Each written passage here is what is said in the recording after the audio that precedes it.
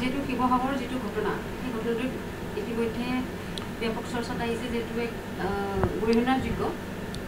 যেটোৱে আপোনাৰ মাৰোৱাৰী সমাজখনকো কলংকিত কৰিছে এটো আপুনি কি মন্তব্য কৰিব হেতু বৰ দুৰ্ভাগ্যজনক ঘটনা হ'ল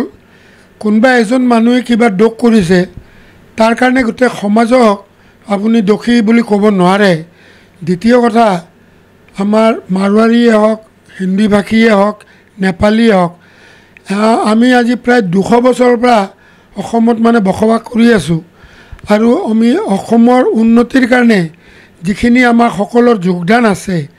হেতুক মানে পাহৰি আজি কোনবা এজন মানুহে এনেকা এটা বক্তৃতাত যে দিছে আৰু মানে যিমান বেয়াকে কৈছে আমি বহুত আঘাত পাইছোঁ আৰু মই ভাবো এটোৰ মানে ব্যাকগ্ৰাউণ্ডত চাইনিজ যেটো মানে এজেন্সি বা বাংলাদেশী বা পাকিস্তানী এজেন্সিৰ হাত আছে তেওঁলোকে এনেকা এটা ডিফাৰেন্স ক্ৰিয়েট কৰিব খুজিছে অসমীয়া আৰু অনা অসমীয়া যেটো মানে ইমান ধুনীয়া পৰিৱেশত অসমখন উন্নতি কৰি আছে হেতুত বাধা হেৰি দিয়াৰ কাৰণে এইবোৰ কৰিছে মই মাননীয় মুখ্যমন্ত্ৰী ডাঙৰীয়া আৰু আৰক্ষী প্ৰধান সঞ্চালক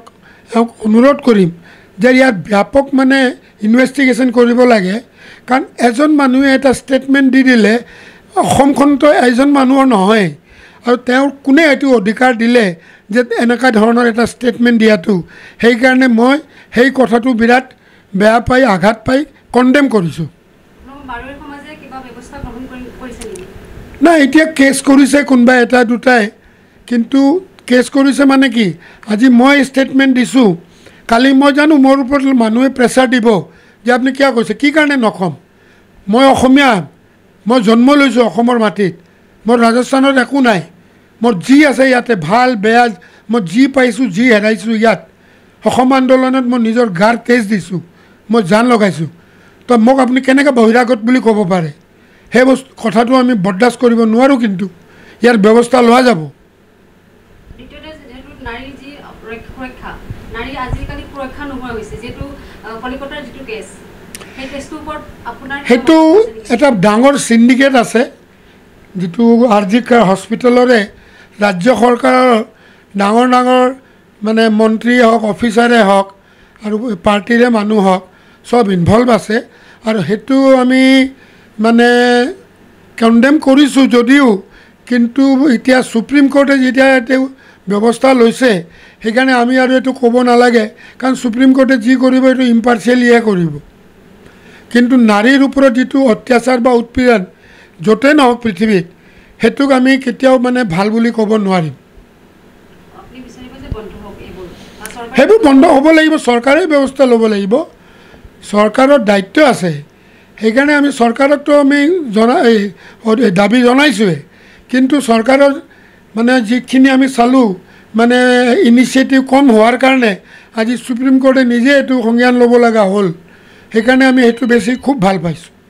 নমস্কাৰ মই অজয় ফুকন আৰু এইখিনিতে সমূহ এনি ভাৰত চেনেলটোৰ যিসকল কৰ্মকৰ্তা আছে সকলোৰে মোৰ ফালৰ পৰা শুভেচ্ছা জ্ঞাপন কৰিছোঁ অসমৰ আচলতে সংবাদ জগতত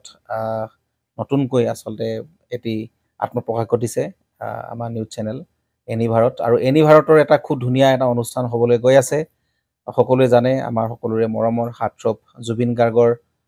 গানে কি আনে আচলতে জুবিনদাৰ সেই গীতৰ আধাৰত আমাৰ হিৰুদাই লিখা সেই গীতটি গানে কি আনে এই গানে কি আনে নামৰ এটি তেওঁলোকে সাংগীতিক ৰিয়েলিটি শ্ব' কৰিবলৈ গৈ আছে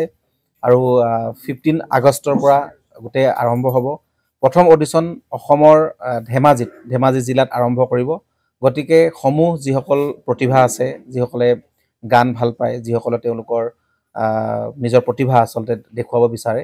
এই ৰিয়েলিটি শ্ব'ত গানে কি আনে এই